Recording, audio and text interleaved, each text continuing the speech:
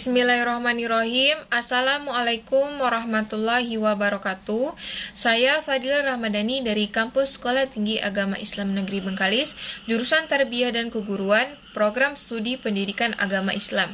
Di sini saya akan memenuhi tugas dari mata kuliah Pemikiran Pendidikan Islam yang diampu oleh dosen Ibu Ika Kurnia Sofiani.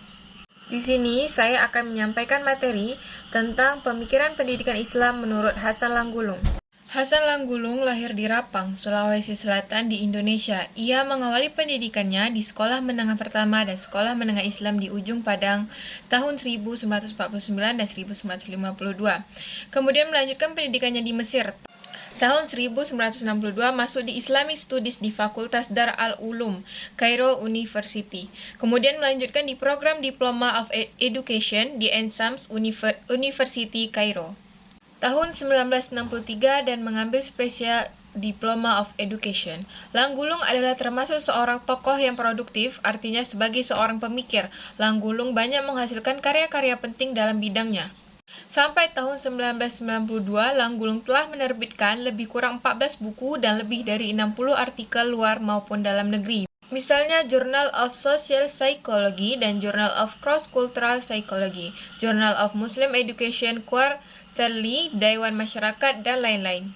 Dari keseluruhan karya Langgulung dapat diklasifikasikan ke dalam kajian bidang psikologi, pendidikan filsafat, dan kajian keislaman.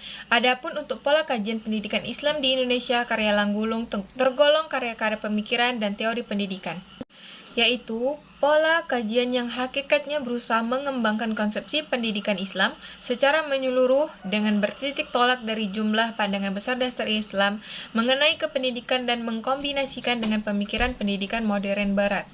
Hasan Langgulung berpendapat bahwa lembaga pendidikan adalah suatu sistem peraturan yang bersikap mujarad, suatu konsepsi yang terdiri dari kode-kode, norma-norma, ideologi, dan sebagainya, baik tertulis atau tidak, termasuk perlengkapan material dan organisasi simbolik.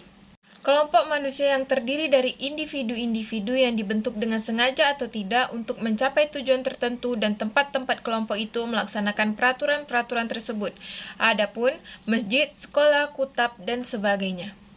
Di antara pemikiran Hasan Langgulung tentang pendidikan adalah islamisasi ilmu yang dikembangkan ke dalam islamisasi kurikulum dengan proses asimilasi yang adaptif dan akomodatif. Beliau berpendapat bahwa islamisasi kurikulum harus diawali dengan islamisasi tujuan pendidikan. Tanpa islamisasi tujuan pendidikan, maka islamisasi mata pelajaran akan sia-sia. Islamisasi kurikulum dimaksudkan untuk mewujudkan kepribadian Muslim dan mata pelajaran yang bernuansa Islam. Islamisasi ilmu yang dikembangkan ke dalam islamisasi kurikulum ini dimaksudkan sebagai solusi dan terjadinya dikotomi pemikiran pendidikan Islam yang membedakan ilmu agama dan ilmu umum yang dimanifestasikan secara kelembagaan dalam bentuk sistem pendidikan. Itu tadi penjelasan materi dari saya. Jika ada salah dan kurang, saya mohon maaf. Terima kasih. Assalamualaikum warahmatullahi wabarakatuh.